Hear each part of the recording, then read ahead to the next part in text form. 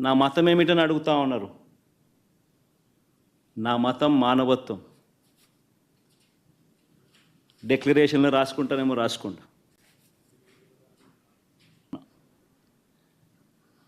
గుడికి పోయే వ్యక్తిని నువ్వు ఏ మతము అని అడుగుతా ఉన్నావు. ఏ మతము అని చెప్పకపోతే గుడిలోకి ఎంటర్ కాకూడదు అని అంటా ఉన్నావు. సెక్యులర్ దేశం అని చెప్పి చెప్పుకుంటా ఉన్నాం.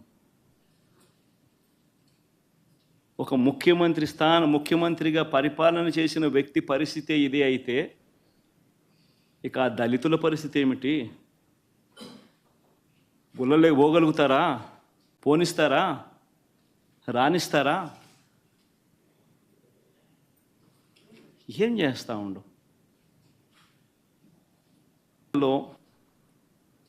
మతం